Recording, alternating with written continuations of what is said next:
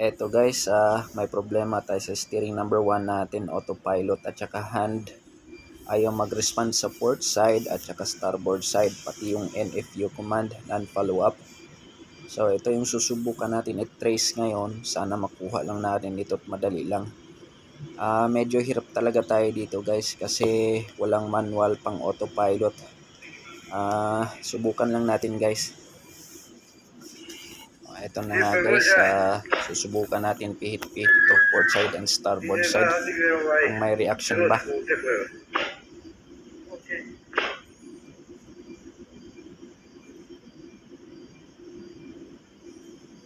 Dito nga guys, nagkamali tayo. Number 2 yung na-testing natin, which is ang problema naman is number 1. So nilipat natin yung control switch sa number 1 steering kasi yun yung nakaandar na bomba at saka yung control command niya sa number 1 na autopilot. Ito guys, pinihit-pihit natin sa port side. Ito ngayon yung lumabas na alarma niya. Hindi natin alam kung ano to kasi wala ngang manual guys. Kaya hirap talaga. Ito, lipat naman natin sa starboard ngayon kung may reaction siya. Pansin nyo guys, wala din siyang reaction. Antayin lang natin. Ayun, may lumabas na ngang alarma guys, pareho sa port side. Mamaya i-check natin tong code na yan.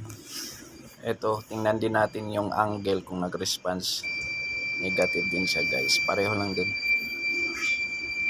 Bali guys, ang gumagana lang sa steering number 1 is yung emergency steering lang talaga siya.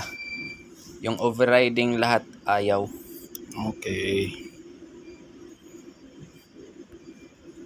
Ito, ulitin natin para makasigurado.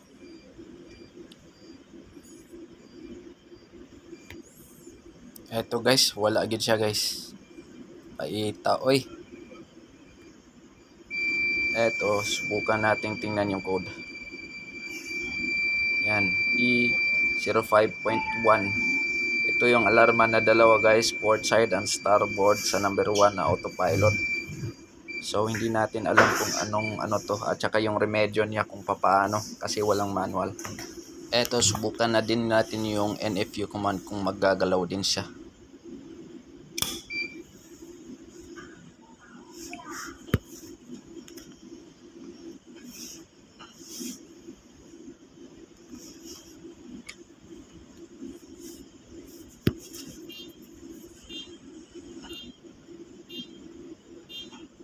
Eto guys, wala jud siya. Wala jud siya response guys. So nahirapan talaga tayo sa kalisod na ito. Eto guys, lipat natin sa kabila. Observe natin.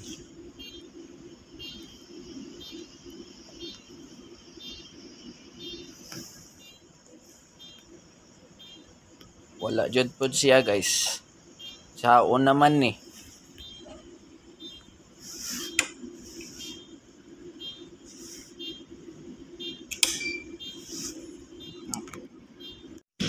Ito guys, papunta tayo sa steering gear control room ngayon. Titingnan natin yung steering na hindi gumana yung autopilot number 1. Problema kasi yung number 2 lang yung service. Pero normal yung number 2, yung number 1. Ay, kapo. Yung sitwasyon kasi is yung number 1, pag i-set nyo na siya sa auto, is hindi siya nagre-respond, so nagre-reroute siya ng sarili yung deviation siya, so hindi siya sumusunod sa set. Kaya ito yung troubleshoot natin guys. Pati yung NFU guys, remote control, hindi siya nagana sa sitwasyong ito. Kaya pinagdadahan natin baka sa communication niya. Ito, sana makuha lang natin agad.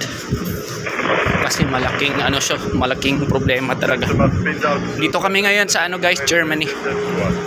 Bremerhaven. Ito guys, nabuksan na natin yung panel ng steering number 1. Check natin kung ano yung mga abnormals dito. Ito yung autopilot niya. Ito yung hindi gumana. So bakit? Ito yung ititrace natin. Ito guys. Subukan natin on. Obserbahan natin yung mga movement sa ilalim. Okay.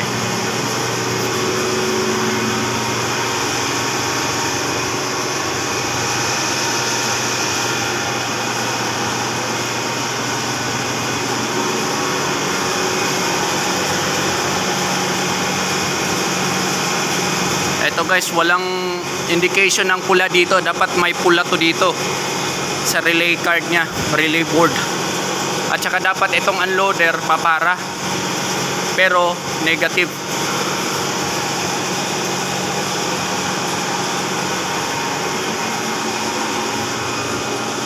Check natin yung manual.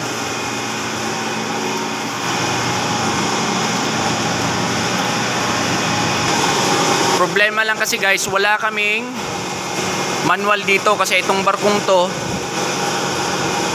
luma na, tapos yung mga manuals nya nagkalat-kalat na, hindi ko malocate, kaya hirap talaga, hindi pa nagre-reply yung ano technical agad at saka yung maker. Kaya ito, pinagtyagaan muna natin tong i-trace.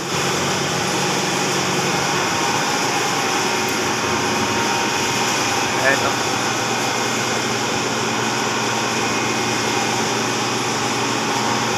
Trace natin kung paano. Dapat may signal siya papuntang steering. Actually guys, ito lang yung manual ko sa steering pump lang. So tingnan natin kung may communication ba siya involved papuntang autopilot.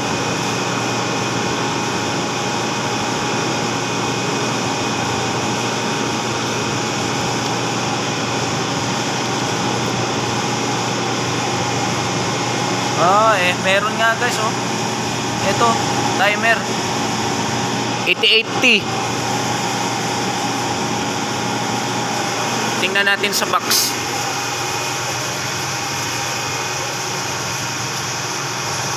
Ito guys, parang hindi siya nag-change, nag-e-energize close contact sa pula. Lagi siyang naka-green.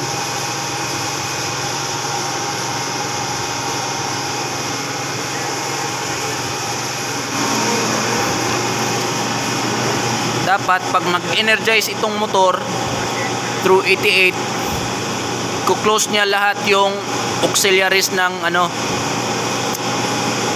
88 na contacts din na iba.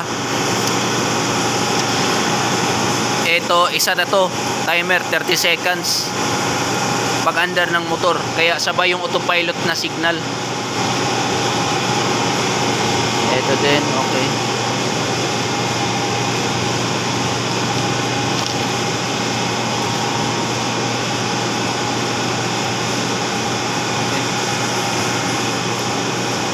Guys, 88.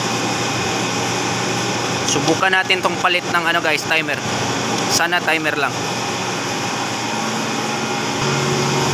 Ito guys, nakahanap na ako ng timer pamalit. So specification nito is 220 input at saka ano 0 to 125 output nya. Bali guys, itong timer na to nilibelan ko na lang din ng 880 din para madali lang i-trace ulit. Ito yung tatanggalin natin guys.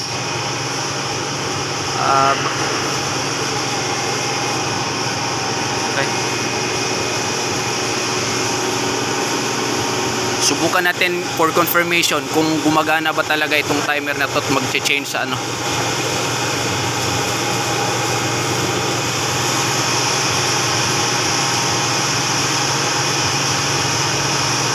Talaga guys, walang response.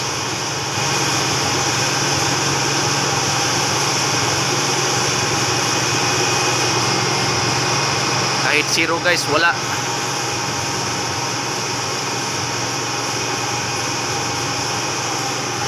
Okay. mangyari kasi guys, yung timer mag-e-energize dito sa sa relay board output natin. So ang nakakaano lang is wala siyang indication doon sa annunciator na fail or system communication, doon lang sa autopilot stand, steering stand. So hirap din akong i-trace yung error doon na 05.1. Kaya ito, kapa talaga tayo kasi walang manual talagang provide. Ayun, sana yung timer lang yung aanuhin natin. Okay, may supply naman siya kasi hindi na tayo gagamit ng voltmeter.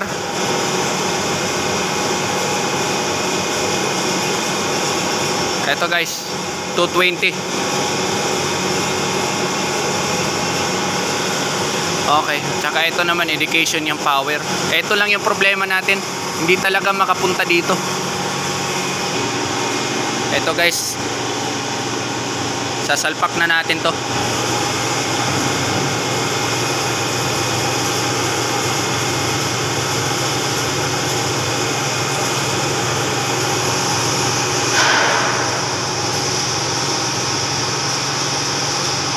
Yan, ito guys, ito yung dapat. Ayan guys, meron na. Sana okay na to. Etong unloader bumitaw na. So magpo-proceed tayo sa bridge para matingnan natin yung response nito.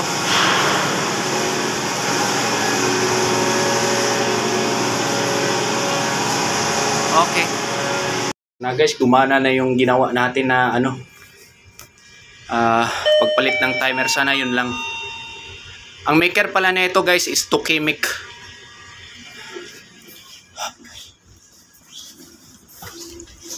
Eto, papunta na tayo sa bridge.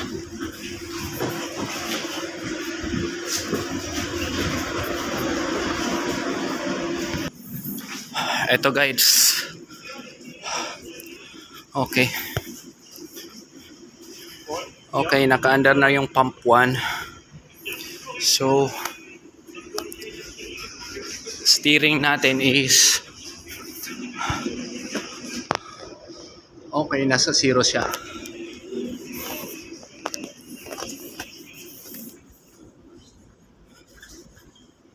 Sana mag-response na to. Balik natin uli guys ha. Okay.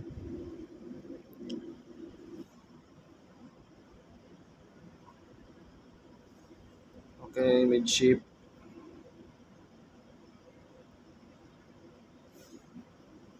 Ito guys, midship.